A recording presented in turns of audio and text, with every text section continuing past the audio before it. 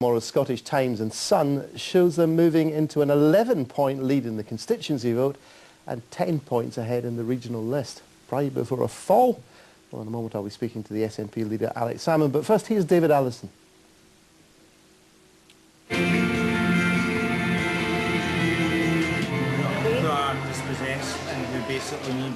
By disrupting election protocols, anti-cuts protester Sean Clarkin got Labour's Ian Gray to turn on his heels and irritated the Conservatives' Annabel Goldie, so Alex Salmond neutralised the potential threat by inviting him for a cuppa and a chat, an example of a master media manipulator or a party leader who listens. It's not New Year, but it is the time of political renewal, and the SNP are keen to carry on as the Scottish Government. Their main selling point is a promise to freeze the council tax for the full 5 years of the next Parliament. I think everybody in Scotland has been glad of that extra benefit from having one thing, the council tax, which hasn't been going up. Everything else is going up in price, but the council tax has been frozen thanks to the SNP, and we intend to keep doing it. And in order to keep doing it, Alex Salmond's been eating biscuits, correcting his casting, focusing on renewables both in terms of construction and technology like electric cars, visiting kindergartens and showing off his football technique. But there's much less attention being drawn to just how many fewer public sector jobs would result from SNP cuts after the election. These are matters for the public sector agencies to discuss and negotiate, but we want to see as many jobs as possible retained. That's why no compulsory redundancies are so important. And there's that thing which is meant to unite all nationalists, but which hasn't had that much attention. The independence referendum, promised but not delivered 4 years ago, and promised again this time round. Our opponents said they were going to kick it out. I wasn't going to give them the pleasure of doing that. We'll bring it to the next Parliament. I think we'll have an advantage if the people, and I think the vast majority of folk, whatever their view on independence is, think it's right and proper that the people decide. And if we get a renewed mandate, a refreshed mandate, then even if we're a wee bit short in arithmetic, we'll certainly have the democratic authority, and I suspect our opponents won't be so keen this next time to deny the Scottish people the right to decide their own future. And what of Alex Salmond's special relationship with the Tories, Annabel Goldie? Come on you, come on you. Why is climate 32 low? Because we've put, with your help, 1,000 extra officers.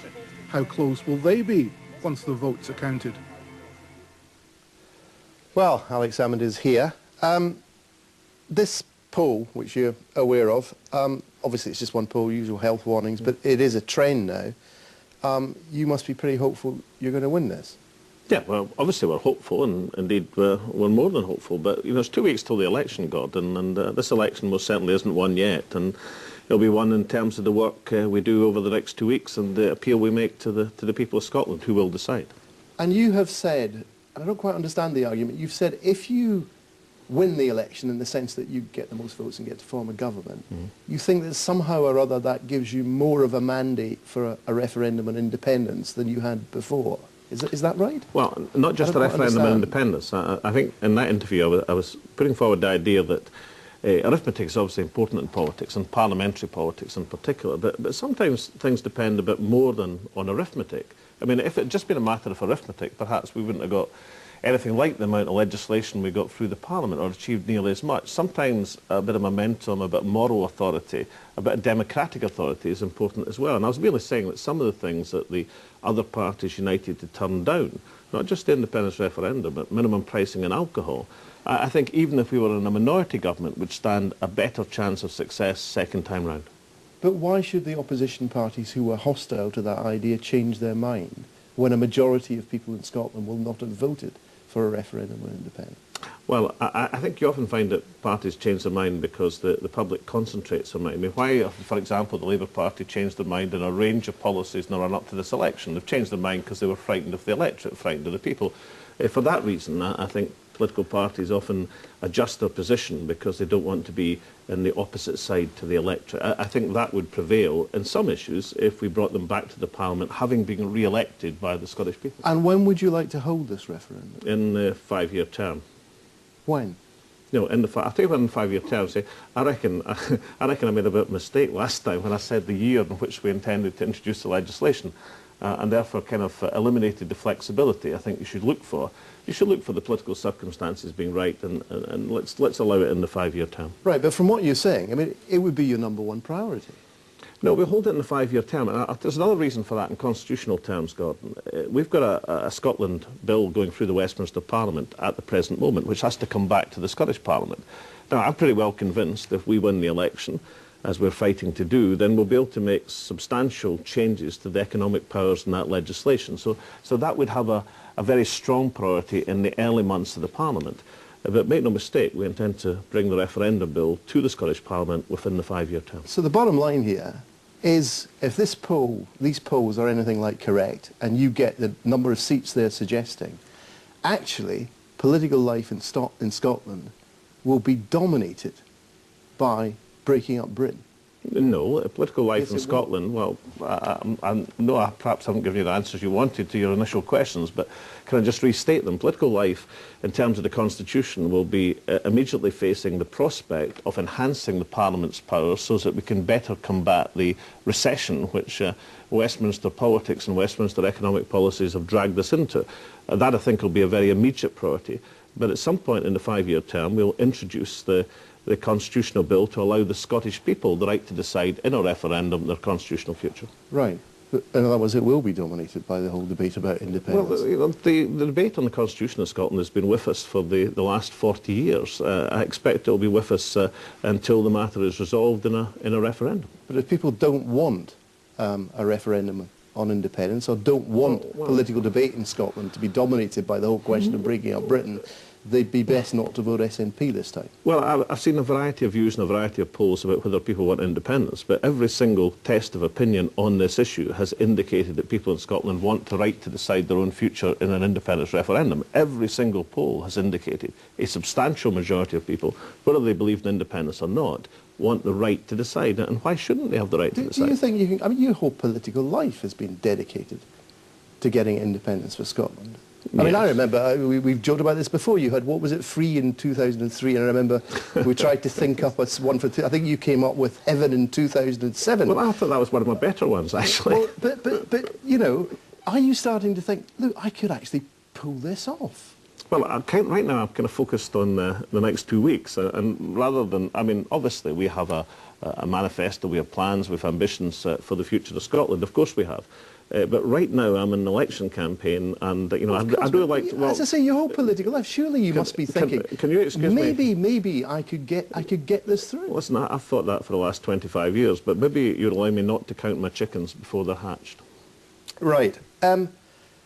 Now, quite apart from the issue of independence, there are quite a lot of people in Scotland in this election do not like what the coalition government in London is up to. Yeah, well, I'm one of them. Yeah. And they don't like the cuts. Mm-hmm. Now, presumably, you would agree that if in this election your main priority is to send a very loud and clear message to the government in London that they are not approved of, you should vote Labour. No, I think people should vote SNP, and I think for the overwhelming reason that this election centrally is about who's going to govern Scotland after 2 weeks' time. And well, it's up to the electorate to decide what it's centrally about. Well, of course, but I think people are going to judge the parties on their record, on the team that they offer, on the vision they have for the future of the country. This election, incidentally, I believe that the reason, let's put it no further than that the SNP are gaining ground and Labour are losing ground in this election. I think the central reason for that is that our focus in this election is who's best to govern Scotland.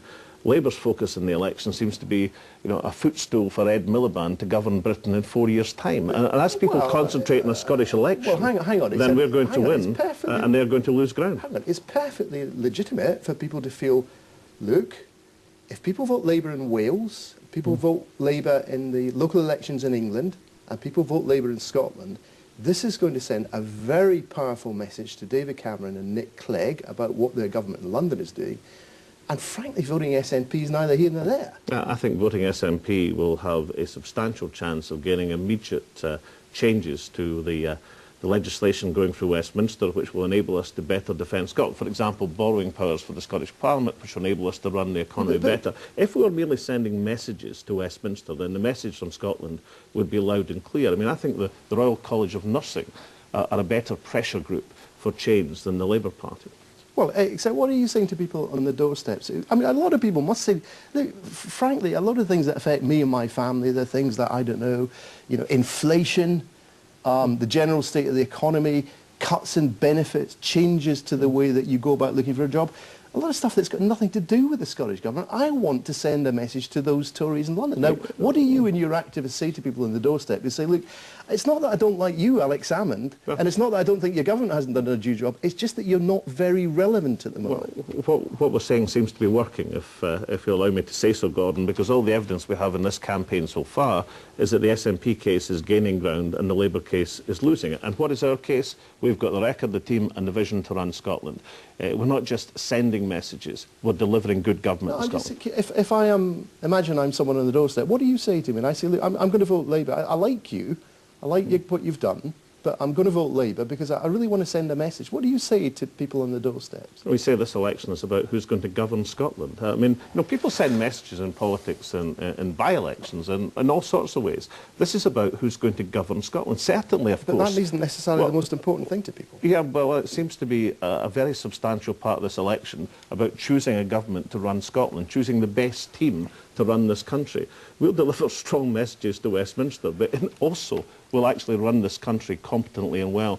And there seems to be a fairly substantial amount of approval as to the SNP's track record in doing exactly that.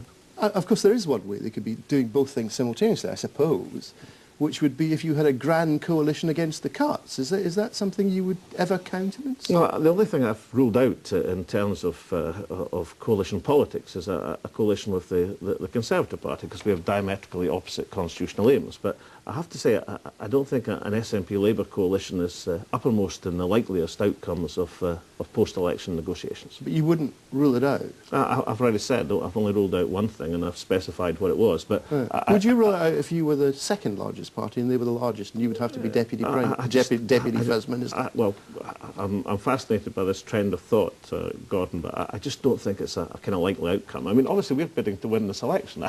I'd like us to become the majority party, and as we've discussed in this programme before, if that's not possible in the PR system, then I think minority government has proven itself over the last 4 years and would prove itself over the next 5 years if it's an SNP government.